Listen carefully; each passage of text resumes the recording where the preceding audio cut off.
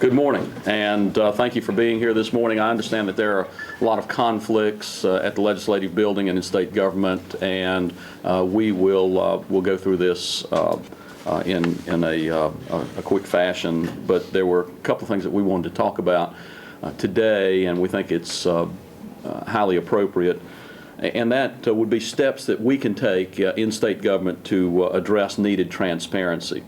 You know, we've all heard the problems over the past year or years, political appointees at the Department of Transportation voting on projects that they have a personal interest in, other conflicts of interest, and problems with reference to the connections between state government and people who have business before state government.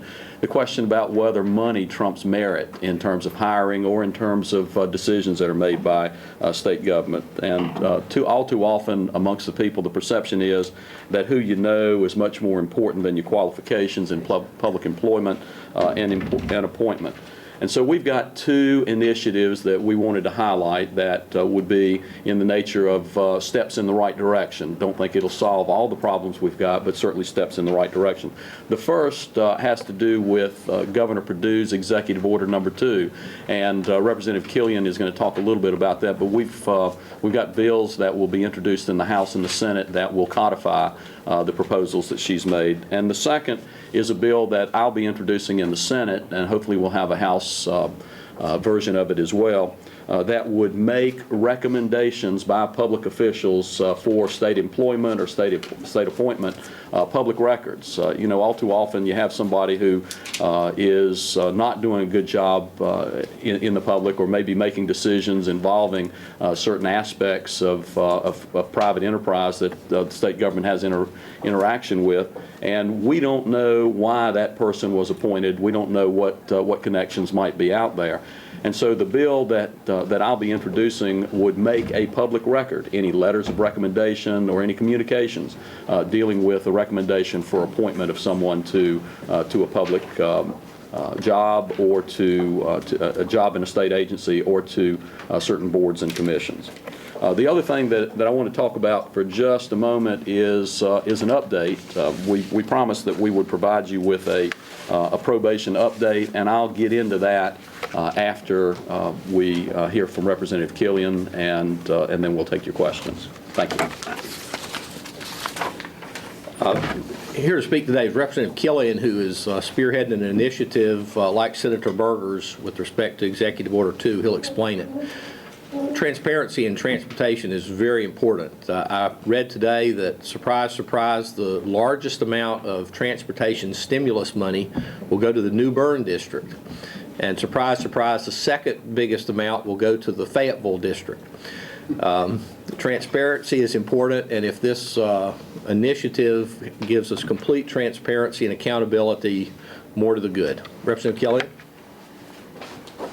Thank you, Representative Stam, and thank you, Senator Berger, for championing this effort. I believe that an open and transparent government is essential in securing the public trust.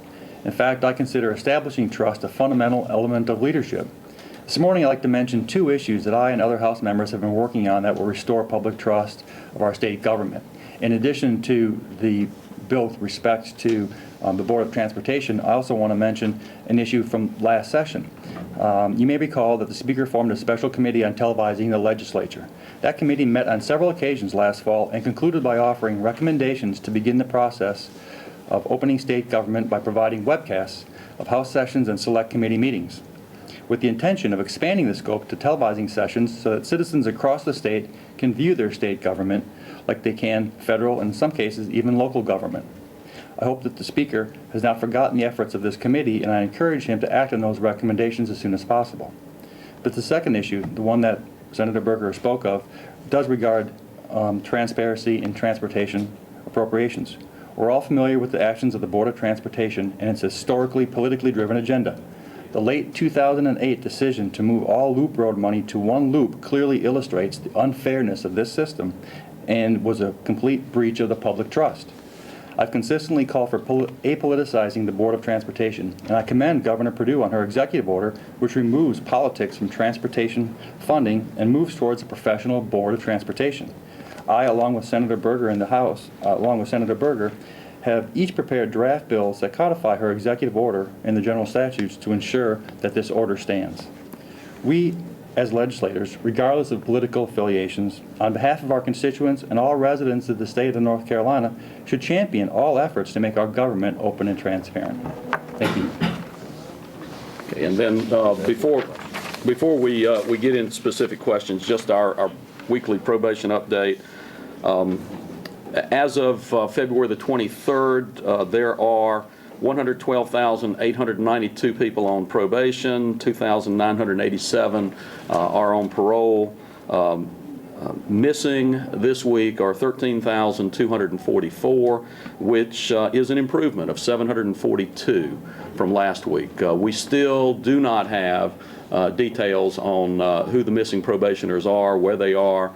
We still have not received word back as to whether or not the governor is going to support the legislation that we have introduced that would enable additional warrantless searches of people on supervised probation, and we have still received no word back from either the governor's office or the Division of Community Corrections on whether they're going to place the photographs and the names of the missing probationers on a website with a hotline. We again urge support for the legislation that's been introduced, and we urge action at the Division of Community Corrections in addressing this issue that affects the safety and well-being of all citizens of our state.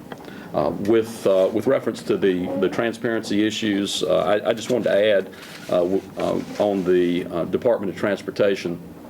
We think that the governor is taking a step in the right direction in Executive Order 2. We think that she's so clearly on the right track that we'd like to have that provision made a part of state law as opposed to just being an executive order, and that's the reason we're going to introduce this legislation. Be more than happy to take your questions. What have you heard about the other side, the Senate Democrats? They like Executive Order 2 as well? What have they told you? I've heard nothing that I've heard in public. I think there has been some concern expressed, at least privately to me, by a couple of members on the other side of the aisle about removing authority from the appointed board members. I'll let them make public comments about those sorts of things. Do you have bill numbers for the two bills that you were discussing? They've not been introduced yet. We do have drafts, and we'll be introducing both of those in the Senate today, and the House versions will be introduced at some later point. Oh, I'm sorry, Laura. Actually, a question for Representative Stam, although anybody can answer it. You made the comment about how the big stimulus money was pointed going to New Bern and Fayetteville. Are you alleging something improper? No, it's not improper. It's just unwise. We know where the congestion is. It's in Charlotte, the Triad, the Triangle. I mean, I'm sure those projects in Fayetteville and New Bern are very important projects. Do you think that this legislation would help to avoid that happening in the future? Well, it wouldn't avoid it. What it would do would put clear accountability with the governor by making clear that it's the governor's appointee making the decision, not these independent fiefdoms.